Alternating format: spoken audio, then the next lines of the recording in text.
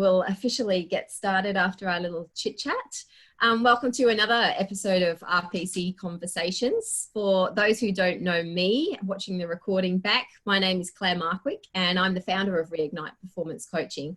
And I started these conversation sessions because I've got some bloody awesome people in my network, and what we're going through right now is really unprecedented and really challenging. And I thought it would be an awesome opportunity to tap into the leadership insights of some of the people that I do have in my network to help us all get through this in a different way.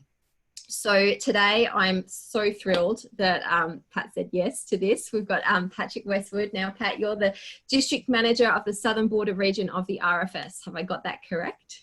Yeah, so Southern Border team, and we're in the southwestern part of the state, so southwest area.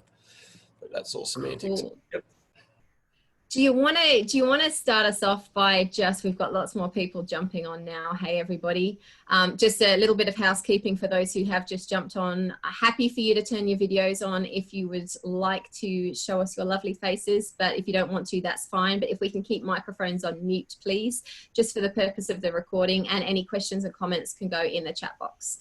And I'll do my best to keep my eye on that as well. So we were just introducing Pat to everybody, and Pat, if you want to take the floor and just maybe tell us a little bit about yourself, your role and your team, and generally what your what sort of overview of what you do is all about. Set the scene, that'd be awesome. Sure. Thanks, Claire. Thanks for having me, and welcome to the other people that have joined up. It's quite a privilege to be able to share with the people on here the things that we've learnt this year in particular, but most importantly, I hope that it's tangible for whatever you do, because what we do is something quite specialised in a lot of ways, but there's a lot of lessons that can be learned out of it. So I'm the district manager for the Southern Border team, which looks after an area that involves 4 local government areas. So that's Berrigan, Federation, and the old Urana, which is part of Federation now, and Greater Hume Shire, and also Albury City. So in that area, we have 63 brigades. We have around about 2,800 volunteers that all volunteer their time to undertake operational work for us. We have 7 staff that work in this building that I'm in Albury, and we are responsible for basically responding to fires and incidents. So that could be motor vehicle accidents, structure fires, grass fires, bush fires. We assist SES and police and ambulance with the work that they need to do. We sometimes assist into town and do work with the fire and rescue and the metro fire brigades, and give them a hand when they need assistance for bigger jobs. And also we've since sort of, in the past, we've been involved in biosecurity, things like equine influenza, foot and mouth, those type of outbreaks, cyclone work. We did some base camp work. So basically the emergency management sector really relies on all of us being involved in a number of different hazards. And that's because to fully resource one particular hazard would mean that you would need a massive amount of resources. So when times are tough, we all sort of forget about the badge and just get in and get the job done. So that's thing something that I've learned this summer. Yeah, sorry, we do have a little bit of delay, so I do apologise if I jump in and sort of with a comment or a question, and it seems like I'm talking over the top of you. So please forgive me. But yeah, that was something I learned this summer as well. You know, my husband's in the local Gandra brigade out here, and really hasn't seen any action in the 3 years he's been a part of it until this summer, and I hadn't realised even that the RFS respond to so many different things. It's not just bushfires, and that was something I learned through sort of him this year. I'm like, wow, like there's a lot that goes on, isn't there? There's a lot of different sort of skills and things that you have to manage.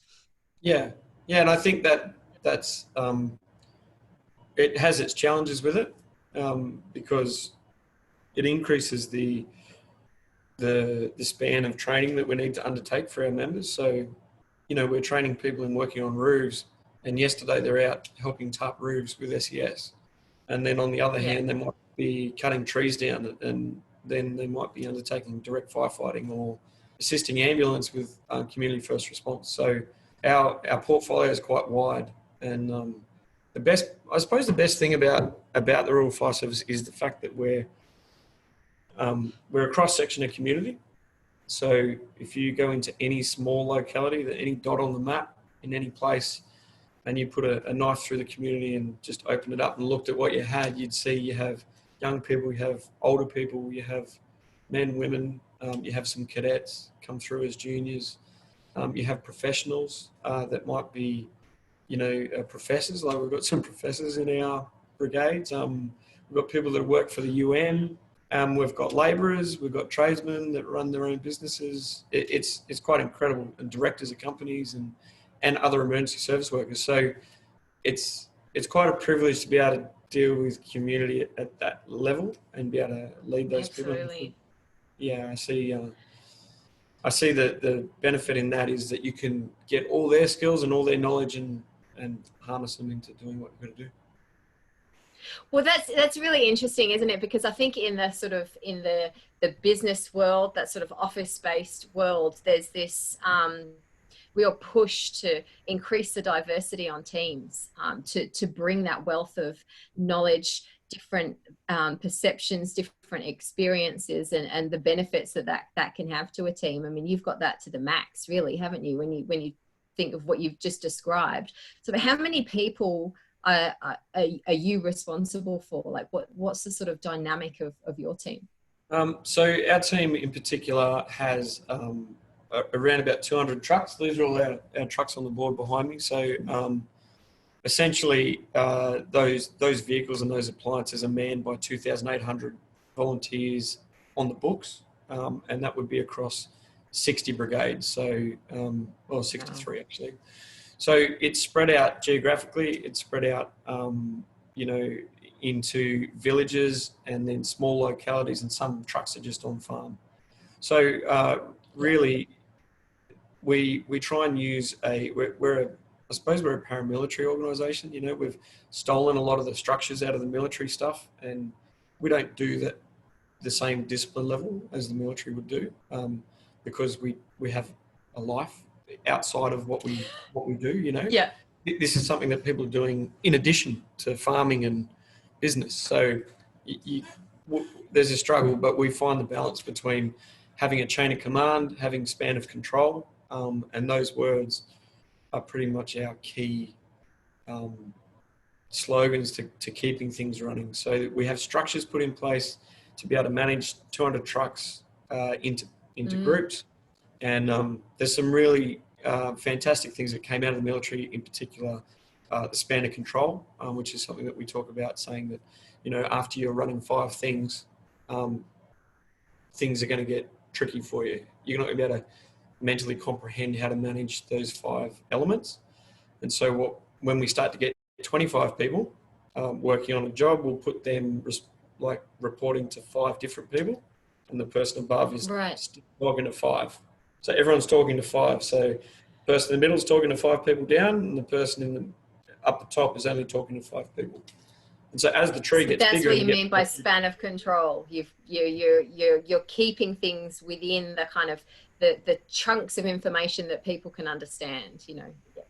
Yeah, and it's very obvious when it's exceeded, because you have this volume of tasks and what we call like red zoning. You know, you get tasks saturated with so much work that you can't comprehend how to move forward anymore. You get bogged. And so I guess really what we're doing is we're putting a structure in place to keep ourselves in check and being able to communicate. Absolutely. Yeah.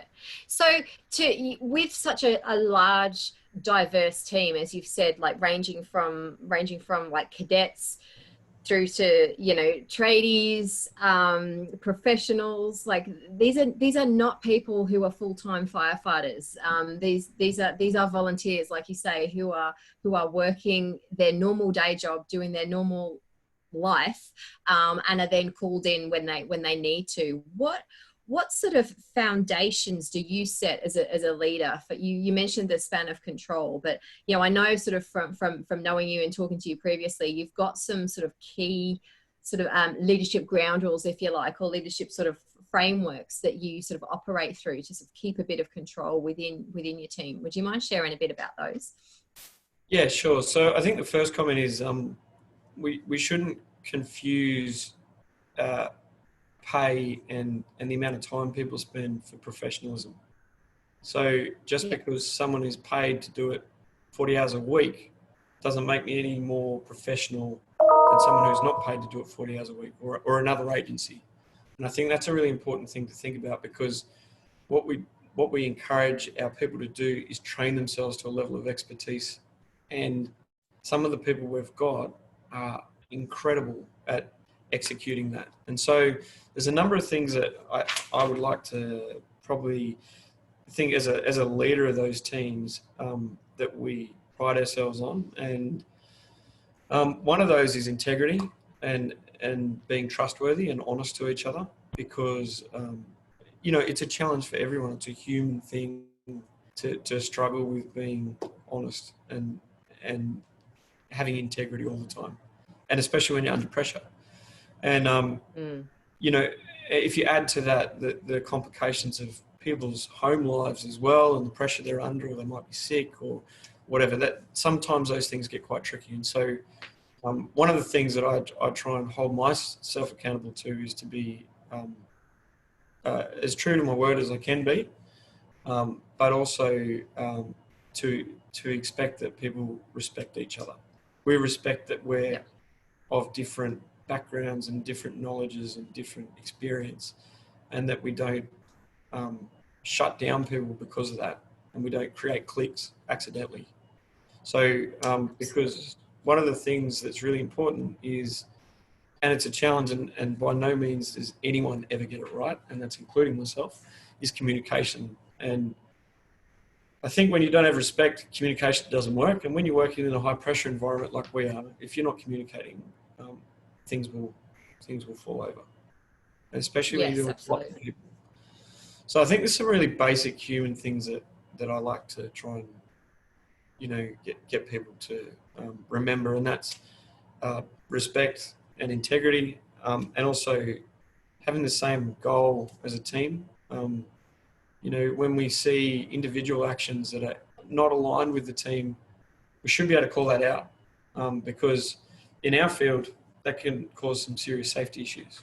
If you start working outside of what's been agreed or what the mission is, then you can unfold into a whole series of decisions that you never thought you were going to have to go into. And it's because you didn't stick together. I think you've touched on a couple of things there which are just absolutely fundamental, aren't they? You know, you Catherine Marriott, welcome, Catherine, pleasure to have you here. She said she totally agreed with you, saying leadership is about action. It's not position, and it's not tied to remuneration. And I totally resonate with that. And another thing you said, it's about being human, and it's about recognizing that everyone can bring something and everyone can learn from everybody. There's no one who is more entitled to, you know, be able to share something with someone, you know, like those sort of 14, 15-year-old cadets right through to people who have been, you know, in the brigade and in the service for 20, 30 years. They can all, something that's safe, creating that place of that feeling of mutual respect, I think is really, really important, isn't it, to leading a team of people, particularly such a diverse team. Yeah, and even people's traits, you know, we're all different. You know, sometimes there's a place for that person that blows up.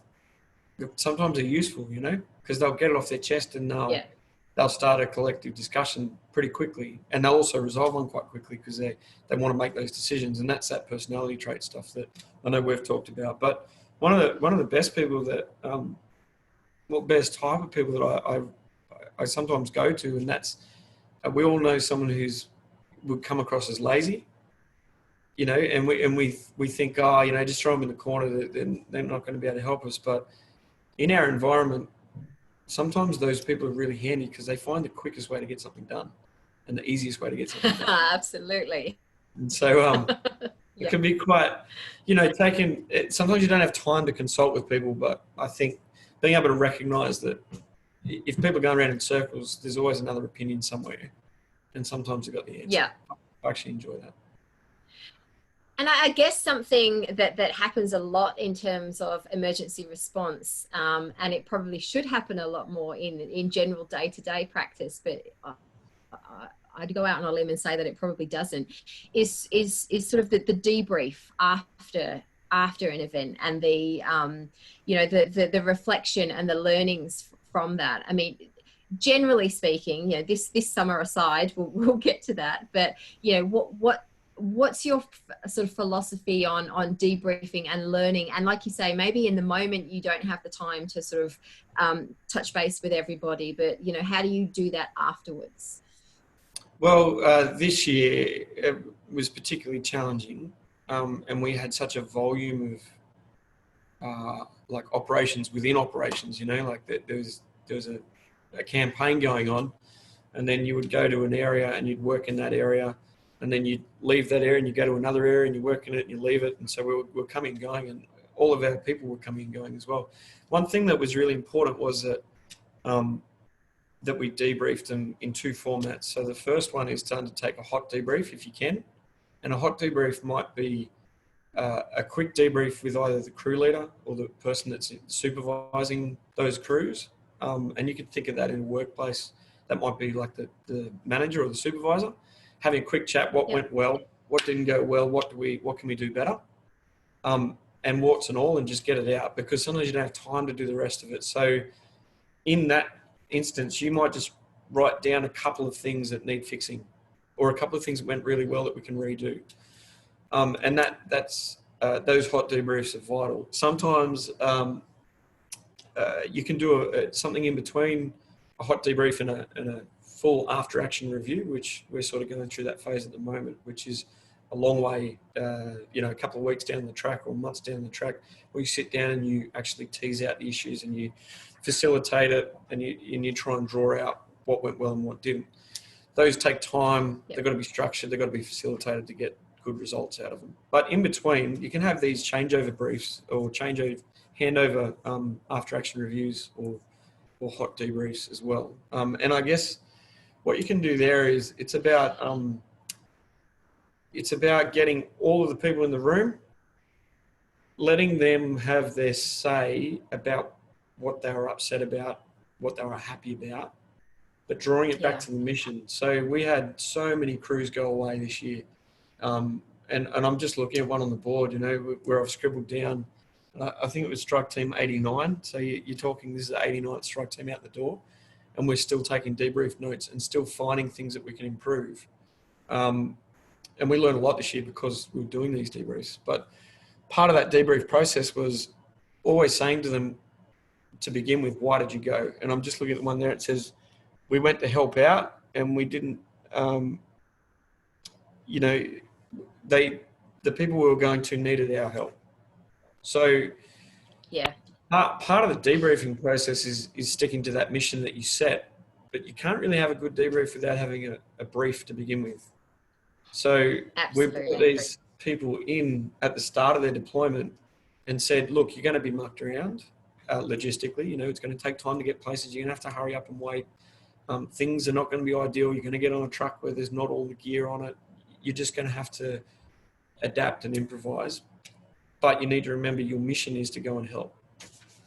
And your mission is, in a couple of the occasions when it was really bad, our mission was go and engage with the public. And that was it. And so by setting that clearly at the beginning, you manage the expectations through the job. They still come back and they're cranky about things, but when you pull it back to what the mission was, you'll find that they can be a bit more settled about, okay, we got done what we said we were going to get done. The things that frustrate us are learnings. Yeah, exactly. I think that is such a key point for anything. This is us as individuals doing anything. This is us as leaders leading a team.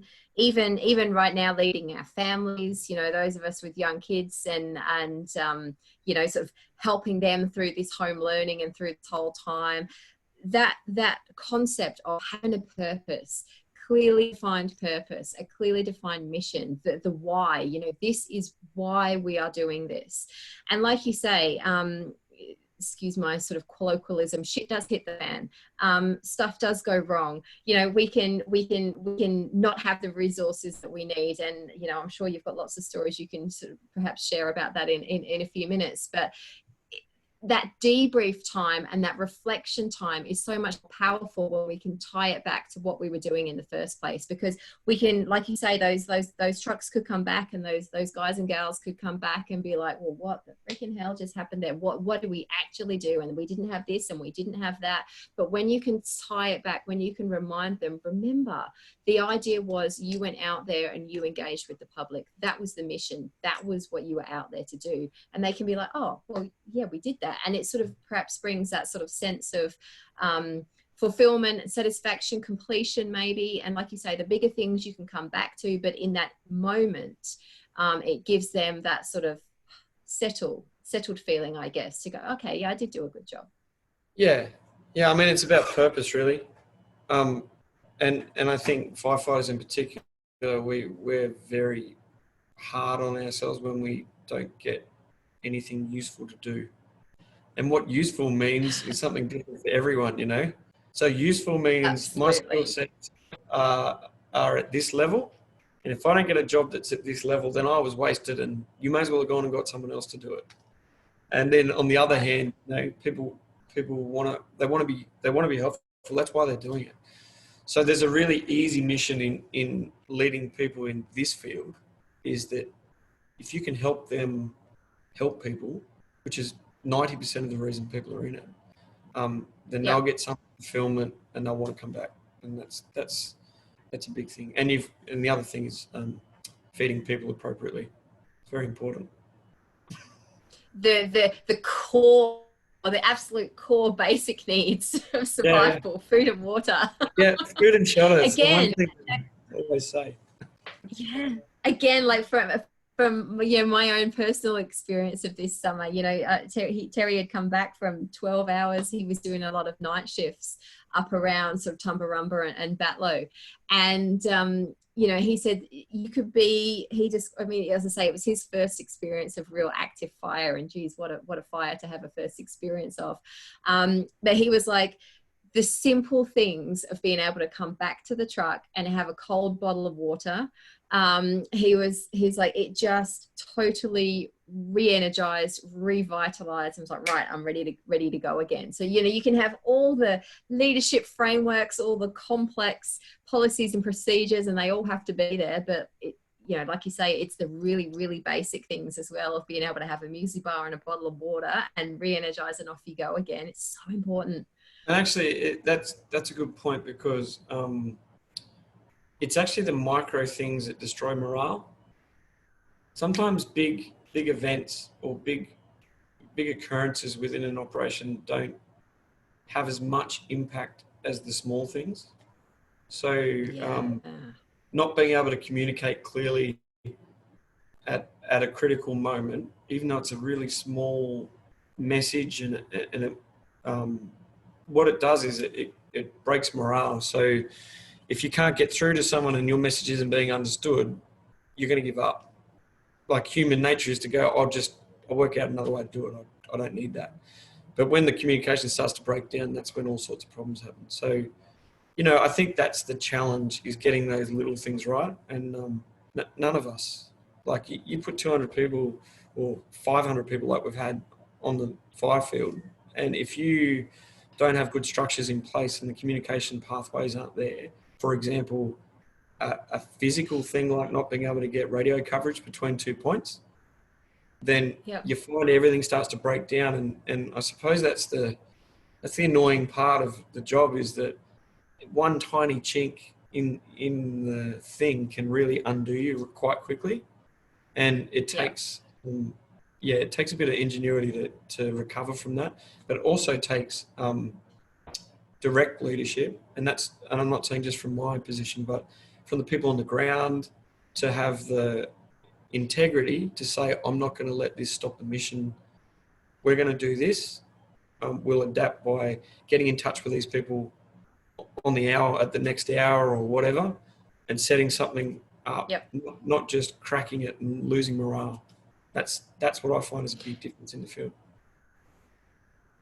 Absolutely. And again, it ties back to everybody knowing that mission, doesn't it? And knowing what's expected, as opposed to saying you're going to do this, this, this, this, and this.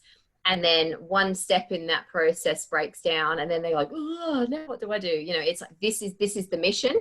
This is the way that we plan to address it. You know, here's a guide of a way to meet that mission, but it's sort of allowing them the space and the flexibility, and I guess creating that sort of environment again where they can tweak and adapt. And that's a skill that can translate into any workplace and any team, isn't it? As opposed to giving sort of direct, do X, Y, Z step, and then Y breaks down and they suddenly can't do Z. It's, you know, this is the mission. You figure out how to achieve that as best you can. Yeah, I think too. The other thing I sort of noticed is that in operational leadership, there's a lot of time and space that comes into play. But the thing that I find myself doing out of default, or something I prefer, maybe my preferred way of doing it, and I'm putting it into pretty loose terms, there's no theory around it, but is managing the energy and the tempo of people's state. And when I say state, I mean mental state, emotional state, physical state, even to a degree their spiritual state, like what they can actually put up with, or how much, you know, faith they've got in what they're doing, can be a big thing as well, and also their skill set. So, for example, throughout the year we had a number of incidents that escalated quite quickly into very, if you think about the objective things, radios blaring, multiple messages, boards full of information that you know, you get red zone, you start to lose like the concept of, or orientated. You're not orientated as well anymore because you're getting bombarded, and that happens in the field, it happens in INT, like in the incident management team, it happens everywhere. But managing the tempo is something that's really been evident as a leadership skill, is to be the calm amongst that stuff that's going on, like in the middle of that storm, is to have, and it might not even be you, it may be someone else, but it doesn't matter who's doing it, there needs to be someone doing it, to keeping a bit of balance about it. And so finding the right people with the right skills at the right time, and right temperament at the right time is really important. So, for example, you've got an operations officer, which are all here and now, pointy end. They know where all these trucks are going. They know all the things that are happening. When it starts to go really pear-shaped, you want those people to calm, settle, project calmness out. And one really, really good, there's a bloke that's still working. He's a superintendent as well, in Sydney. And I remember things were going pretty pear-shaped in one of these fires we went to. It was in 2005 or something like that in Blue Mountains. And he got over the radio and he spoke so quietly and softly and calmly. Like it was a lesson I got. It was about, he controlled the space because he made everyone listen. Everyone was going, shut up and listen, you know? And even being on the truck, his message wasn't for, his content was not important. It was the fact that he changed the tempo by his mannerism, his delivery. It's so important, isn't it? And sort of in the coaching field, we call that sort of pacing and leading. And it's like, okay, we need to tone everything down. So it's like, if I tone myself down, if I calm my breathing down, if I slow my voice down, if I take the volume down, then everybody has to everybody just naturally, unconsciously follows. And a really funny story, like last winter, I lost my voice completely. Like I've never ever completely lost my voice. Like I usually just get a bit hoarse or a bit of a sore throat, but this was completely gone. And it was gone for a few days, and then it started to come back in this really scratchy whisper like this. And so I was in town, I was doing the shopping, I was going about my day, talking, in that really scratchy whisper, and everybody responded to me in a quiet, whispery voice. And it was just a really interesting experiment, if you like. And people would say to me, I don't know why I'm whispering. I'm like, it's because you're unconsciously matching my energy. And so it is such an important skill. And it's a really great sort of segue into my next question, because you're always working in an incident, always working in what would be a very high stress environment. And I was going to ask you, what are some of the things that you do to help yourself stay calm, to sort of be that safe space, that solid structure that sort of those around you are needing, to be that certainty in amongst all the chaos? Yeah, so it's a challenge. I think,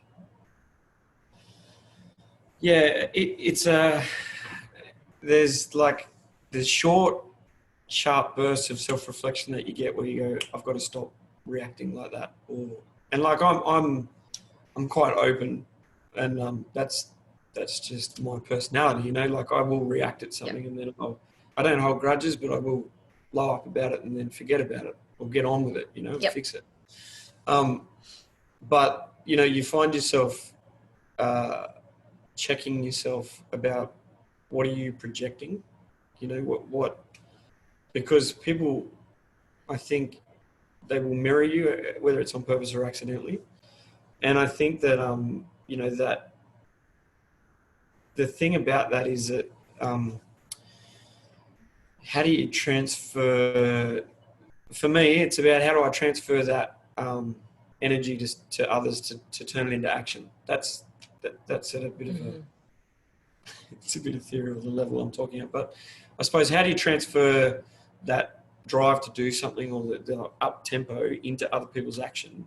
And that can be via just delegation, or it can be via all sorts of things. But one of the things that I think I've used is making sure that we've planned prior, because planning's like 90% of operational leadership is having some concept of where you're headed and where you might be moving towards, and then being able to make sure that your people that are in their positions, the roles are known to them.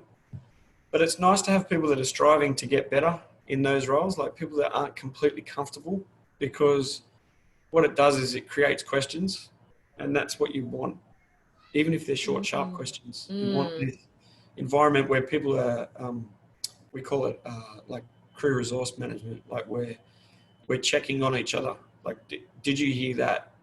And if they don't answer them, then we'll tap them on the shoulder and say, answer that person, like answer her. And then they'll say, yes, I heard it. So it kind of gives a bit of an environment where it's okay to ask. And I think by doing that, people remember that they're there for a bigger reason. They're not just there for themselves. So it drags them back out to the group. Yeah. And that's one of the things that we've sort of worked on. The other one is probably just having a bit of patience, really. Like, things can't happen at once. And, I think everyone struggles with that to a degree, but, none more than someone who's technically minded will want a result. And I fall into that trap sometimes, because I'm quite practical about what I do. So I just got to be aware that if everyone's not with me, there's no point. I can think whatever I want, That's it. And that's something we've spoken about before, isn't it? Like, as a leader of a team, there's two elements to adopt. There is the technical competence. You're in that leadership position because there's people who potentially are less experience, and you know, you need to operationally guide, share your knowledge and share your experience, and teach and inspire those people to, like you say, want to strive, to ask questions, to learn and to grow. Then the other side of it is something else you touched on previously as well. It's noticing the human. It's noticing those slight changes in behavior, the stance position, like the position they're in, the way they're talking, the sort of flushness of their face, the kind of the way that they're sort of responding to people. It's noticing all those little human things as well, isn't it? And sort of letting people know that maybe now's time to take a little bit of a time out, and sort of creating that calm in those stressful environments does require, like I say, somebody to be always watching out for those human nuances as well. Yeah, and you can delegate that task. So, you know, we will quite often in an incident say to a deputy incident control, you know, watch the room, run the room. Now, running the room, they don't need to make a lot of decisions. They just need to keep the tempo running in the room, you know. So I often, like, our peak periods, you know, that 3 o'clock in the afternoon till 6, 7 at night, that's when things start to go pear-shaped because it's the heat of the day. And so if you walk into a fire operations center or in the field and everyone is using all their energy at 11 o'clock in the morning, and you don't address that, by the time they get to 3 or 4 o'clock in the afternoon, they're going to be bottomed out. So it's about conservation, and that's something I actually only learnt recently. I got told by one of the psychs that sort of explained it, and it's about transferring that in your lulls to keep working, but to not use all your energy up when you don't have to. It's about saving yourself. Yeah. Yeah, I love that. I've just put that in the chat, so it's there for everyone that run the room. I think having someone to run the room is in any situation. I'm not just talking about emergency response now. In meetings, in workplaces, just having someone that's sort of keeping an eye on what's going on and managing that tempo of the people, managing the behaviour, I think is really important, isn't it? Yeah, it is. Yeah. Yeah, so where were we? Sorry, I forgot the question you had for me. Yeah, no, all good. So something that, Justin, we've got Justin Clancy on as well. Excellent to have you here. Something he's just posted earlier, actually, Pat, a question for you is, what are some of the biggest learnings that you've had about your personal leadership through leading through bushfires? So it's a really complex question because it's quite takes adequate reflection, and I'll be quite honest with the room is that we're in April. I think we're in May now. There's still some reflection I've got to do on this year, because quite literally we were working from August till, I don't know, back in February.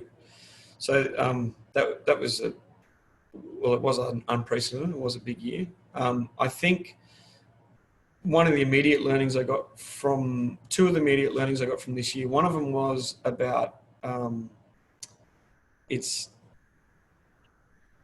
you think that, well, I've always struggled with trying to get the emotional and the practical, heart and the brain working at the same time, or to get any balance between the two. And this year, with obviously the fatalities and the terrible incidents that we had, it was one of those times when that was really important. And I was quite lucky that I had a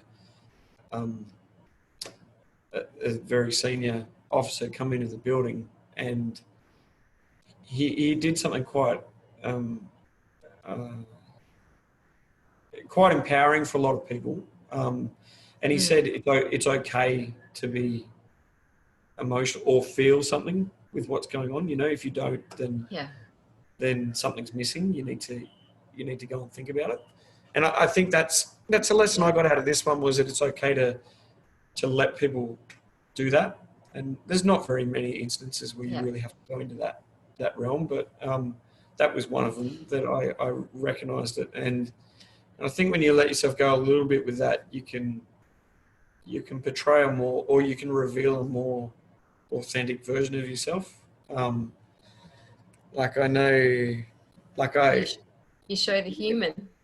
yeah, and that's something that you're quite vulnerable to do that. So I'm not sure that I've ever been tested to that point before where I've had to do that, and I was quite happy with that. Like it was a good lesson to get. Yeah.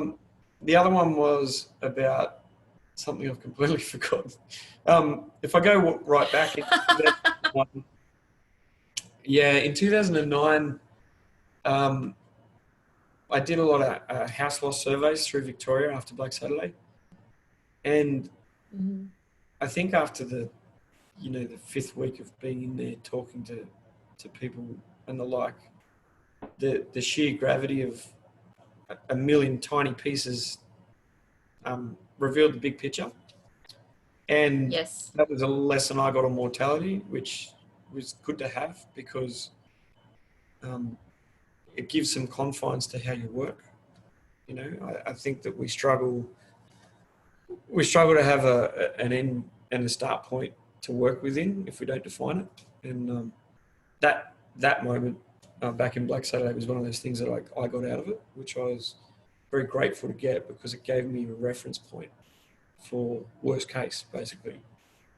And so that was something that, you can draw on at times when you need it. And I found myself drawing on that a number of times this year, not just in the human aspect, but in the professional aspect, being able to think about the end result impact to some of those communities, and knowing that when we had to make tough decisions, and we made lots of them this year, that I had a reference point of what it could look like, even though it didn't always come to fruition. Yeah.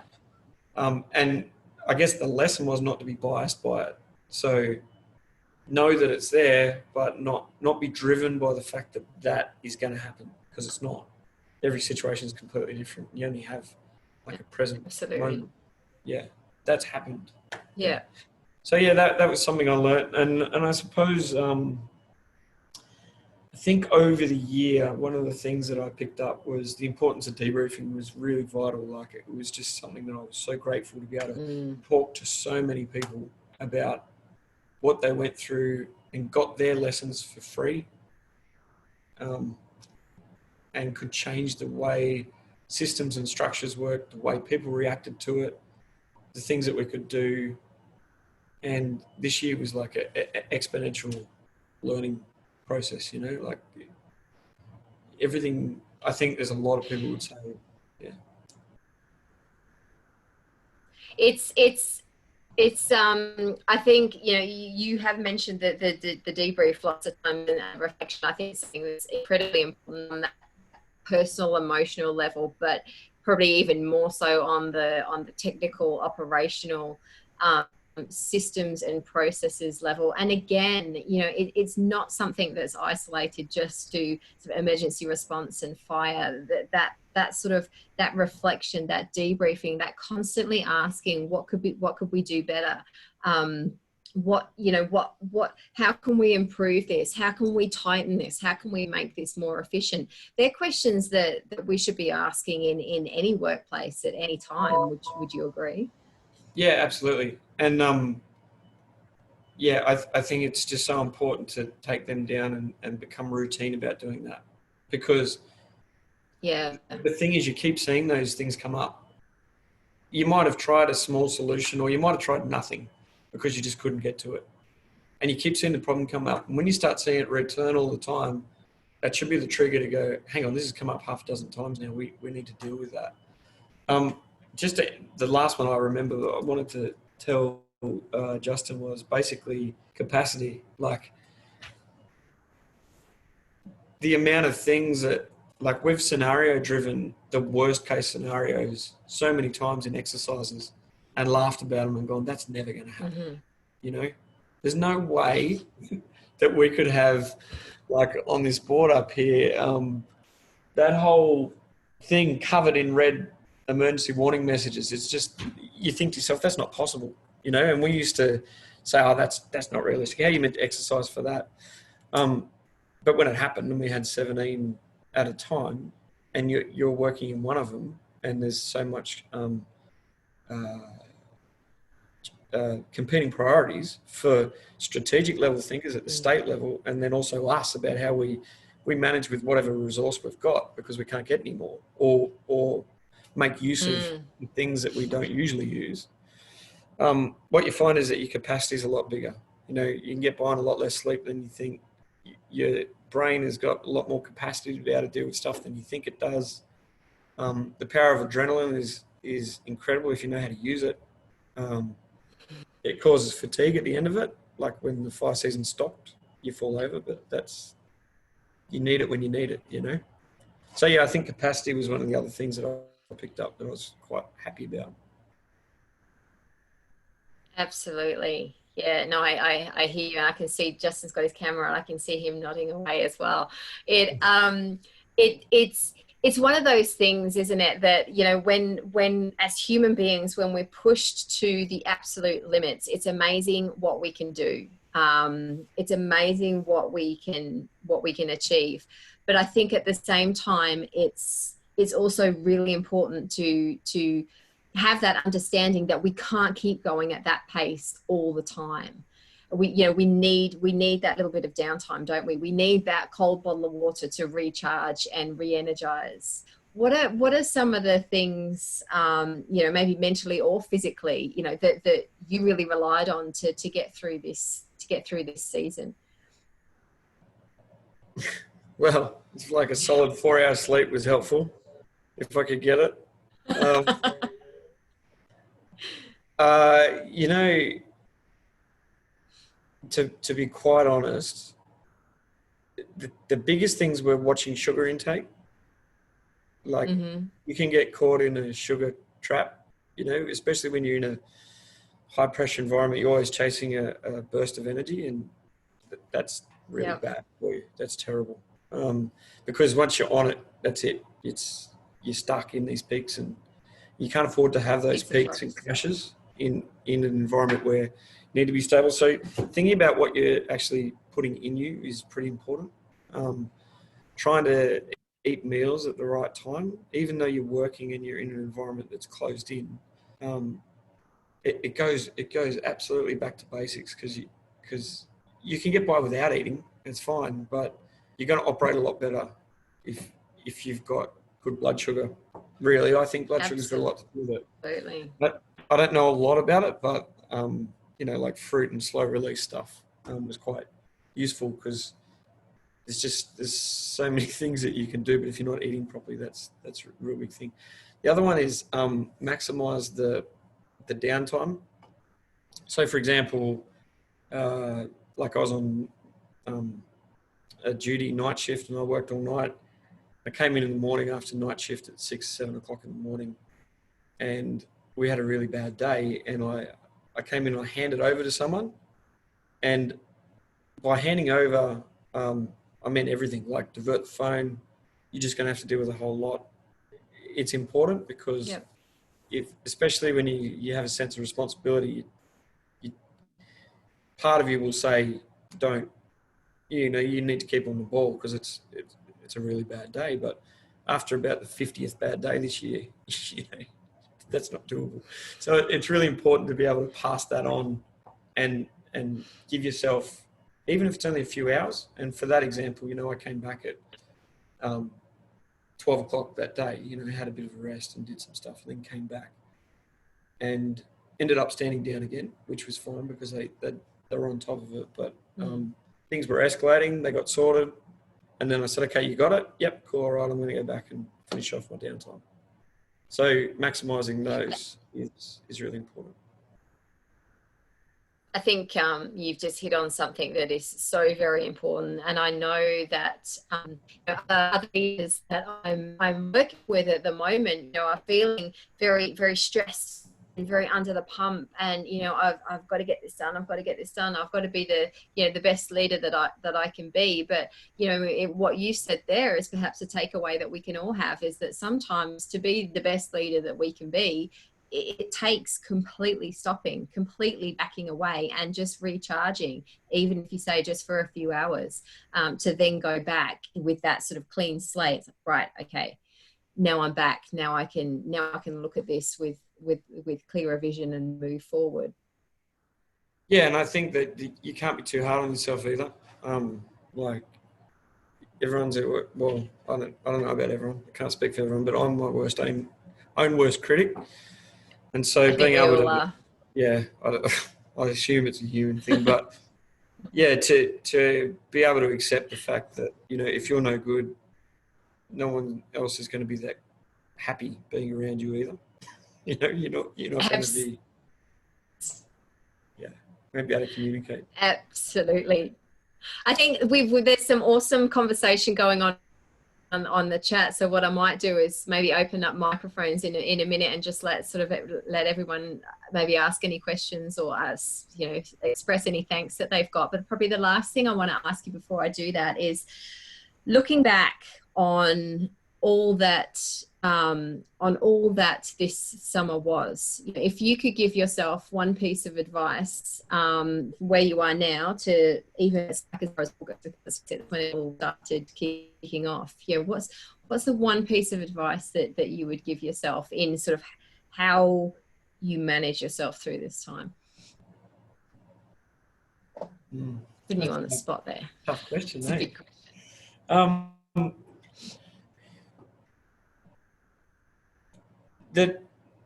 I think you broke up in the middle of the question, but I think you said, what's a piece of advice you'd give yourself at the start of this?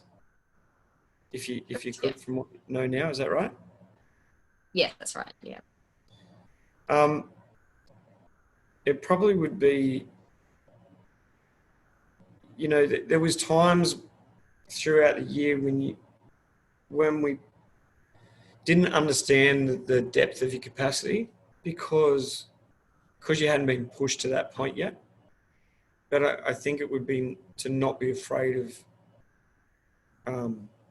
stepping right out into the edge of your capacity, because there may be a moment that tests you anyway and you're going to get there. So, I think that maybe that would be something for me, like as a personal thing. I think the other one was probably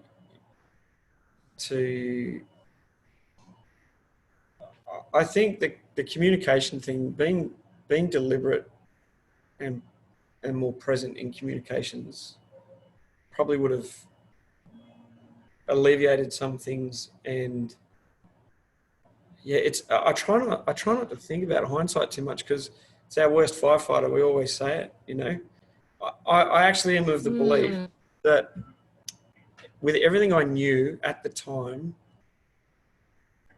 and what I could have done at the time, with the skills I had at the time, I trust myself to say that I've done it.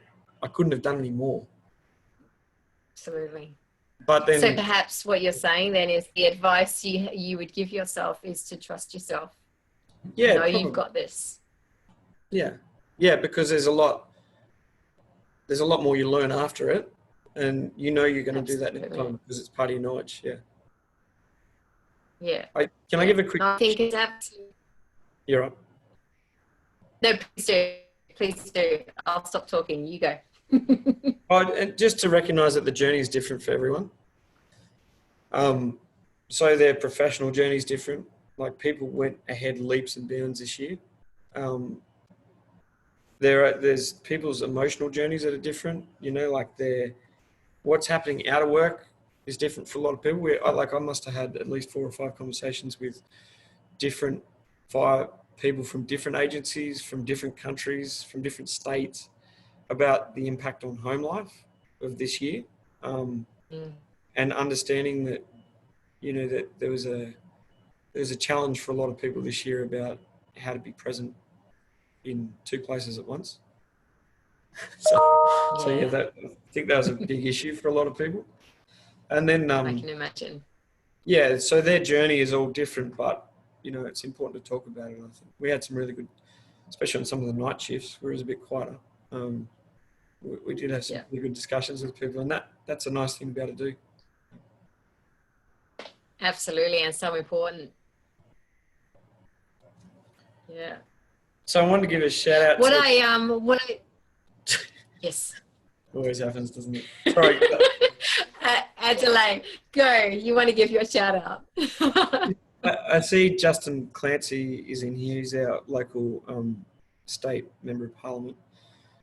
There was probably, you know, I can't think of 2 or 3 days in a row where we didn't see Justin drop in, and that's into the field. And I was lucky enough to go out, take him out in the field a few times. Looks good in the uniform, Justin.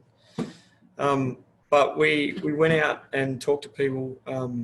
We also had his presence, and I think there's a lesson there for me that I got, was about sometimes you don't have to do a hell of a lot. And I don't mean to play that down, Justin, by any means, but just to be present has got a lot of power in it. And I think people can take a bit of energy, like, to keep going when people are present. So yeah, I think that was something I was quite grateful for. And there was certainly, I never really thought about the people that stand behind people at the press conferences, but you do know they're there.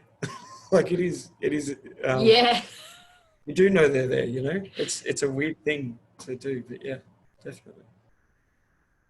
I think they're beautiful words. I can see Justin nodding in the background. Justin, if you wanted to take your microphone off mute and share any closing comments, I'm sure everyone watching would appreciate that.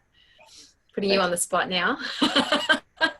Thanks, Claire, and thanks, Pat. And Claire, when I sent you the question before, the little bit that was missing though was, for me, was a privilege to witness the whole RFS team, but certainly to witness Pat over the last few months. And this has been a great session. It's really important, I think, to share learnings about leadership, and certainly likewise from Pat. There was much that I learned from Pat.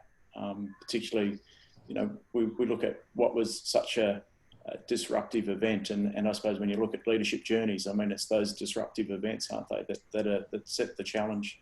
So, Pat, it's been great to see you again today and to listen to your journey, and Claire, thank you for bringing this. As I said, I think it's a really powerful exercise to be doing this. So, thank you. Really appreciate the opportunity. Thank you so much.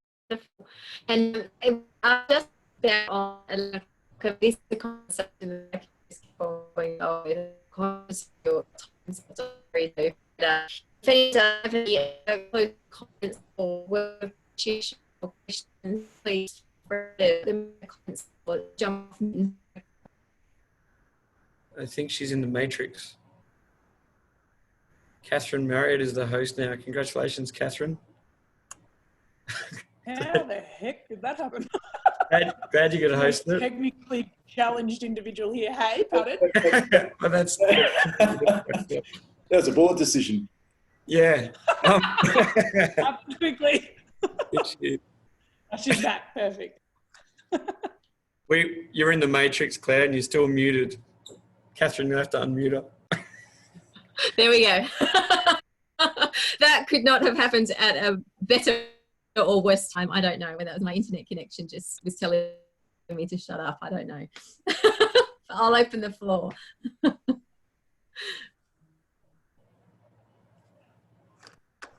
I missed your comment completely, Claire. You're in the Matrix for the whole thing. We missed it. Oh, really? Can you hear me now? Yep. Yeah. Okay. I just apologise. I said the world of satellite internet cut me off at perhaps the best or the worst time. I'm not sure. Nate was telling me to shut up and let some others share some thoughts. So, Catherine, I can see you're off mute. I'll open the floor to you. I'll see. Oh, look, here's my video. Hello, everyone. My satellite internet has been abominable also. No, this has been brilliant. It's been the best webinar that I've been to. It's with real people who are really capable, really competent, generous, have empathy, experience, care, vulnerable, all of the stuff that I think is really important in leadership. So I like, how did this come about? Because I want to share the pants off this conversation, except for this comment. We can stop the recording. That's okay. Well, Pat, we first met a couple of years ago, didn't we? Yeah. Yeah, we did. It was at a. Well, sorry, I was saying Pat and I first met a couple of years ago at a leadership conference, and you know, that's where sort of we came across each other, and I guess we sort of, when did we reconnect? Well, no, it was before the summer, wasn't it? So probably almost 12 months ago. Yeah. And I just had in mind that I wanted, through this time, I wanted to just tap into the insights of people in my network so we can all help each other out. And so Pat was, when I came up with this concept, Pat was the first person I thought of. So thrilled that we were able to make this happen. Yeah, it's good. It's so brilliant. So brilliant. Thank you. Thank you.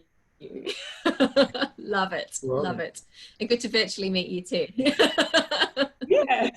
I mean, there's a lot of like technical stories and things that were really fantastic to get out of this season. But to be honest, like I'm quite comfortable, you know, walking away from this today, Claire, and saying, well, you know, it's probably a good chance to be able to reflect on some of the leadership stuff personally, which you don't make a lot of time for. And I'd suggest to people that, you know, if you get the chance, that it doesn't matter if you're doing a webinar or not, but certainly talking to someone about that stuff is useful, because there's things that I'd never even thought about until I start, you know, blurting it out.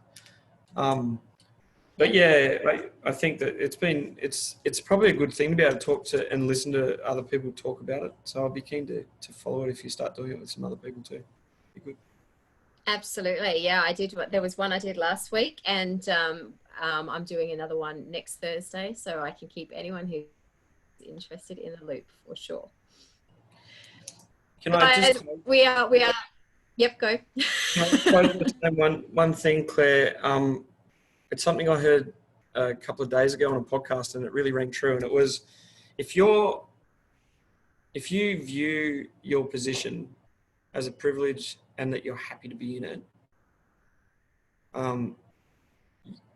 they didn't say you're going to do better. They said you're going to be really happy with what's revealed. And I think it was a really powerful statement, because it goes back to intent. And like, I got to say, as challenging as all the things that we've had over this year, one of the things that I've just been so grateful for is the ability to be able to step in and do the job. And I'm like, I didn't want anyone else to do it. I wanted to be able to do it, you know?